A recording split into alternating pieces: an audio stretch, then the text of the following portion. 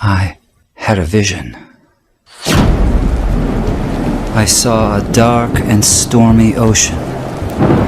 In that ocean, I thought I saw multitudes of poor human beings plunging and floating and shouting and shrieking, cursing and struggling and drowning. And out of this dark, angry ocean, I saw a mighty rock that rose up with its summit towering high above the stormy seas. And all round the base of the rock, I saw a vast platform. And on this platform I saw with delight a number of the poor wretches continually climbing out of the angry ocean. And I saw that some of those who were already safe on the platform were fervently helping the poor creatures still in the angry waters to reach safety. But something puzzled me. Although they had all been rescued at one time or another from the ocean, nearly everyone seemed to have forgotten all about it. Anyway, the memory of its darkness and danger no longer troubled them. And what was equally strange and perplexing to me was that most of these people did not seem to have any care, that is, any agonizing care, about the poor perishing ones who were struggling and drowning right before their eyes. But then I saw something wonderful. I saw a great being from above come straight from his palace, right through the dark clouds. And he leapt right into the raging sea among the drowning people. And there I saw him toiling to rescue them until the sweat of his great anguish ran down in blood.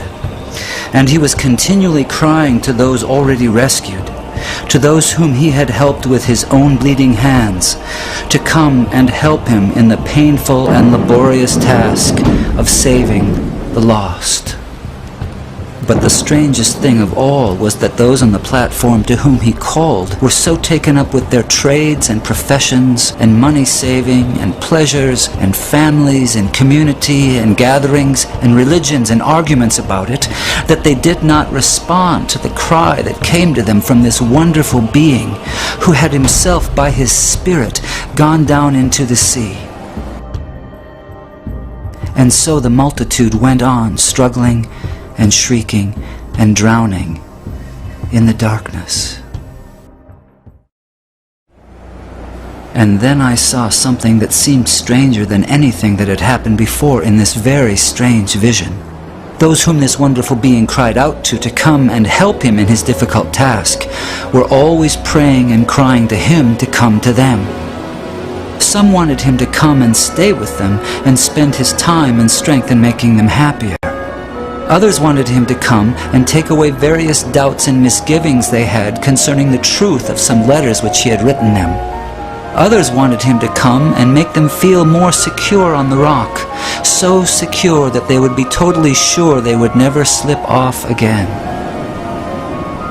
They used to meet and get as close to the rock as they could, and looking towards the mainland where they thought the great being was, they would cry out, "Come to us, come and help us."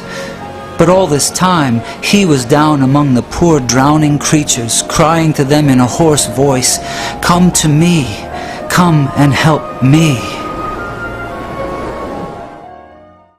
And then I understood it all. It was plain enough. That sea was the ocean of life, the sea of real actual human existence. Those multitudes of people struggling in the stormy sea were the billions of sinners from every race, language, and nation.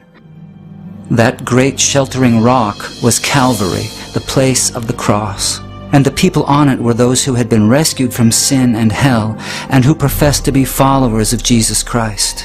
That mighty being who called to them from the tempest was the Son of God, the same yesterday, today, and forever, who is still struggling to save the dying multitudes about us from this terrible doom of damnation, and whose voice can be heard above the music and machinery and noise of life, calling on the rescued to come and help him save the world.